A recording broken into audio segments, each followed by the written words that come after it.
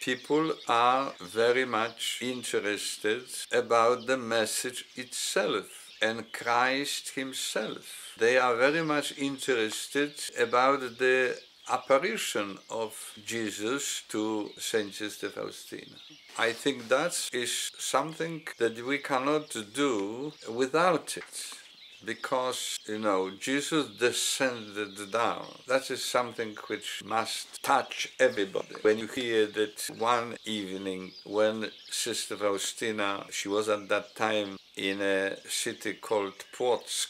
That's where they had a house, and she was working there. And that is only 45 kilometers from the city where is my diocese. The bishop lives there. So it's a Włocławek, so only 45 kilometers. But coming back to the point, the important thing, that suddenly when she returned from work and Jesus was standing in her room, that must be something which almost is incomprehensible to overtake everything, what has happened to her. But even earlier, I think that this should never be just passed by, because when she were coming to the age of 18 and she again asked her parents to give her permission to enter religious life, because she was asking from very early childhood, and the parents always were against, specifically the father. And then when she still didn't get the permission, so she said, if I cannot enter religious life, so I have to enter into some other frivolous situations. And she went to the city of Lodz to work there as a domestic worker. Already her two sisters were working already there. And she liked to go to dance. And that's why the dancing was taking place in a kind of park, or when they were the entertainments. One of the trees marked with the plate that Sister Faustina was there. And that's what has happened, this unusual thing, which probably not frequently is talked about. That one later afternoon, I think it was Sunday, when she was dancing, Jesus stood by her. And Jesus in an image as we know him from the Passion, from the Station of the Cross, and with the crown from thorns and bleeding. And Jesus said to her two very important sentences. How long shall I put up with you? And how long will you keep putting me off? And that was the words, and Jesus disappeared.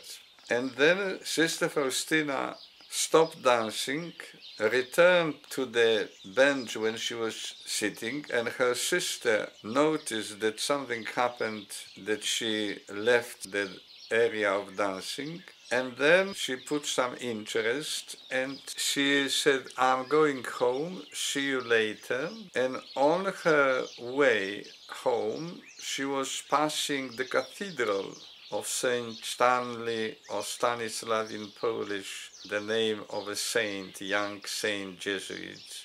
And she entered the cathedral. There were still a few people here or there.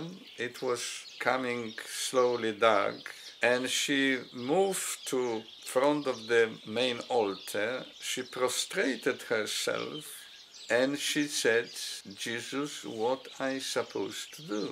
So it was further conversation, and she heard clearly the voice and the message, tomorrow go to Warsaw and you will enter into the convent there. And that's what she decided to do. So in the morning she just took the few things regarding her belongings, what she had, and she said to her sister, apologize to parents that this time I didn't go to ask them the permission to enter the convent, but I'm going to enter the convent. And for 12 years she never came to her home. So when she went to Warsaw, and this is again an unusual thing, which I think people were extremely interested. Like, for instance, in Australia, the young people whom I was talking to filling the church, and I was telling them the story about Sister Faustina, and when she went to Warsaw, she took a train in the morning, she arrived to Warsaw, it was rather close to the evening, and she stepped on the pavement. Quickly people disappeared because everybody knew where to go from the passengers, but she had been left on her own. And then she was thinking what to do now, where to go. She never been to Warsaw.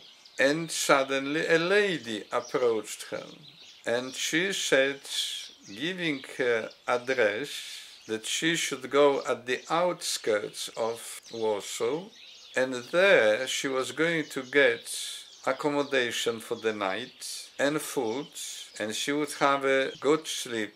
And next day she was going to go into the city and search for the convent. That is unusual. That is something which you may think that somebody who is telling this is kind of tales.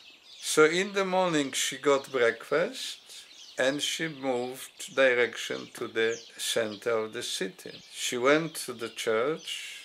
One mass was on the way. She was sitting in the pew.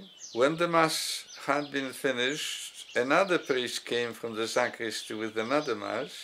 She was still sitting there during the whole mass. And then when the priest went back to the sacristy, a third priest came out of the sacristy with the Mass. You must understand that it was time before the Second Vatican Council, so the Masses, as we call now concelebration, were not in practice. And then when she was participating in the Mass with the third priest, she then again heard clear instruction. After this Mass, go to the sacristy and tell the priest, and it was a parish priest, what has happened to you so far. And that's what she did. She went to the sacristy, she told all the story what has happened, that most probably from the beginning of the apparition of Jesus in the park when she was dancing, and what Jesus said to her. And then the parish priest, when she finished the story, he said, well, what I can do for you, I've got a friend who has a little hotel, and I will call her, and I am sure that she was going to employ you, and you will have the roof over your head, and of course food, and I am sure that she was going to be also paying you for the work. And then, in free times, you can go and search for a convent. Now, couldn't be better solution. And that's what it happened. And she was then going and looking for convent, but unfortunately, everywhere she had not been accepted. Regarding the owner of the hotel, her name was Mrs. Lipshitova. She was extremely happy with Helen, having her there. Even she was having in mind to found for her a husband, not knowing anything what she told to the parish priest, and she didn't tell to her. But at the same time, because she was refused entry, we don't know really exactly how many convents she visited, but it must be a good number. So she began to complain to Jesus that you sent me here to Warsaw, and now nobody wants to accept me. But she had been given encouragement. She should be patient and continue. And one day was passing the convent in the street called Żytnia, is a name, one of the crops, and number 9, and that's where the Sisters of Mercy. And then the receptionist sister couldn't make any decision, so she asked for the Mother Superior, and Mother Superior listened to her, but she was reaching the point when she was to say also no. But something came to her mind, and she said, go and ask the Lord of the house. If the Lord of the house is going to accept you. I'm going to accept you. It's a beautiful and moving story. So she said to herself, Lord of the house, that probably sister means Jesus. She asked for the chapel and she entered and she clearly said, Lord of the house. She didn't say Jesus. She used the name as she heard from the sister. I was asked to tell you whether you accept me to this convent. And of course, the voice said, not only that I am accepting you, but you are very deep down in my heart. And of course, my sort of feelings is that the sister, when she saw Helen coming back from the chapel, she already probably also having in mind that she already was going to get rid of her, because she certainly was not thinking so clearly that she was going to hear the voice of the Lord. But she said, well, the Lord of the house said that not only that he is accepting me, but that I am very much deep down in his heart. And that's how she entered the convent. And I think that people, as you were asking, what are the things which are very interested for people, or people are asking when I go and preach. People are very much interested about everything, how it came all about. Because the apparitions are very, very different from my understanding and knowledge than many other people, or those who became also saints. Because she had such a direct contact with Jesus from the very beginning. And another thing which is good to bring up at this point, that when she entered the convent, she, after 2-3 weeks, she wanted to leave the convent.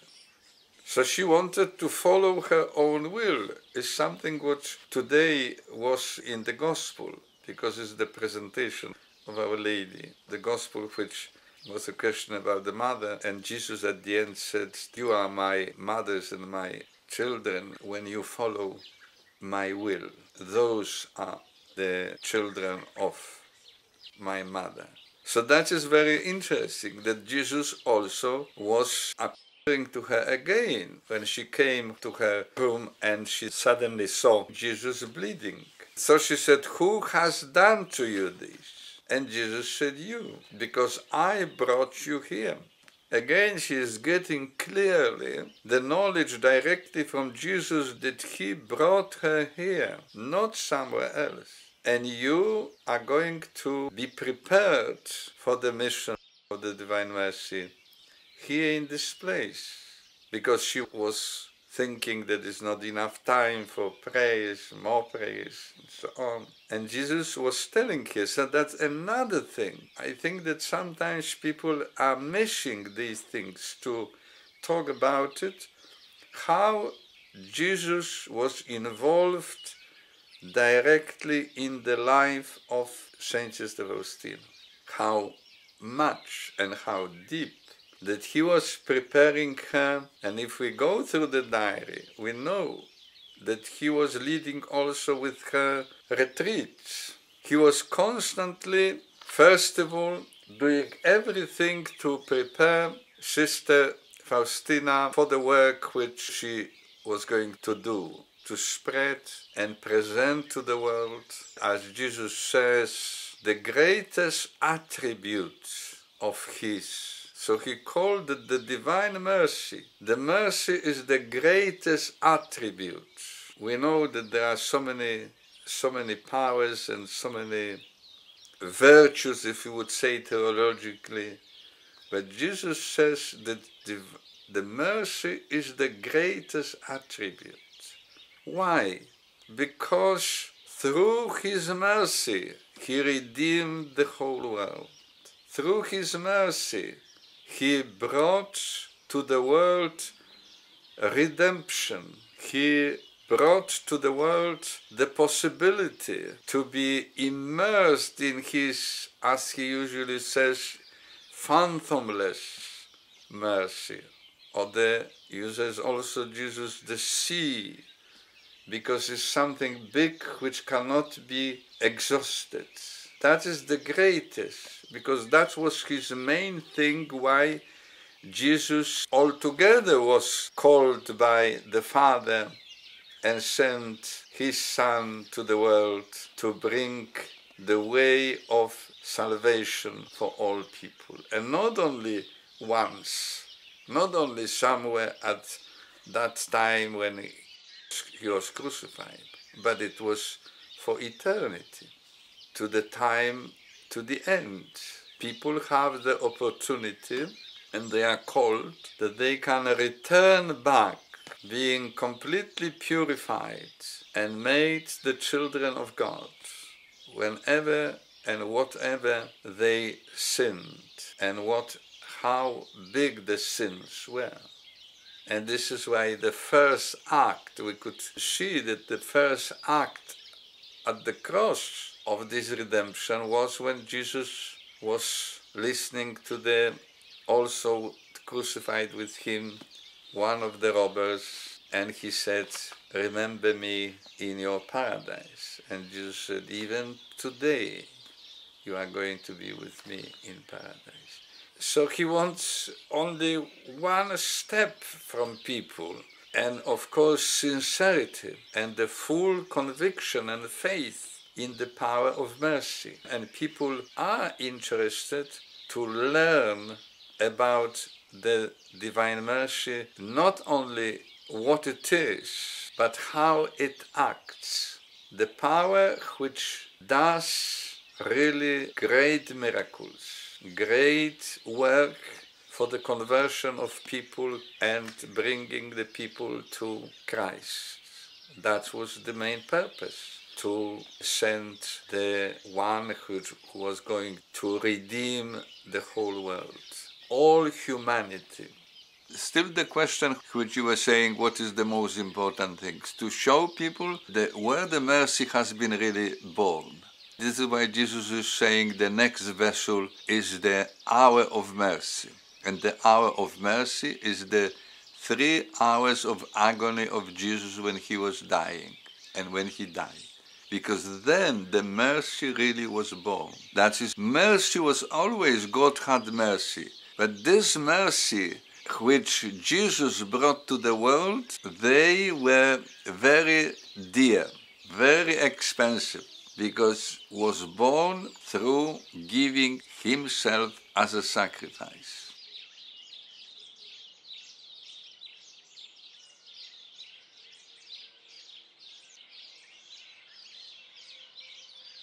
After a while, a brightness filled my cell, and on the curtain I saw the very sorrowful face of Jesus. There were open wounds on his face, and large tears were falling on my bedspread. Not knowing what all this meant, I asked Jesus, "Jesus, who has hurt you?" And Jesus said to me, "It is you who will cause me this pain. If you leave this convent, it is to this place that I called you, and nowhere else, and I have prepared many graces for you." I begged pardon of Jesus and immediately changed my decision. Well, this is what it's all about. These things, sometimes people who are talking, even people who are giving talks at the meetings, even international meetings, sometimes I feel that they didn't read carefully the diary. But some, for instance, is a great joy to read this magazine which is appearing every month. And that's where they are publishing all the talks when, for instance, there's an international meeting. So there are different kinds of people giving talks. And sometimes when people are talking about the mercy, I am disturbed inside that they are wasting their time, because they are never quoting the real things, because they just don't go to the source. Some priests even, that they will talk some from the gospel and so on, that's fine. But we have to understand that the gospel is very short, but Jesus gave here few years of preparing Sister Faustina and putting so much knowledge what really is wrong. And this is why I think it's so important to really read again and again. So that's why it cannot really satisfy somebody who knows the things well to just hear something which, for instance, one thing which I am not happy, that people are not saying divine mercy, but merciful love.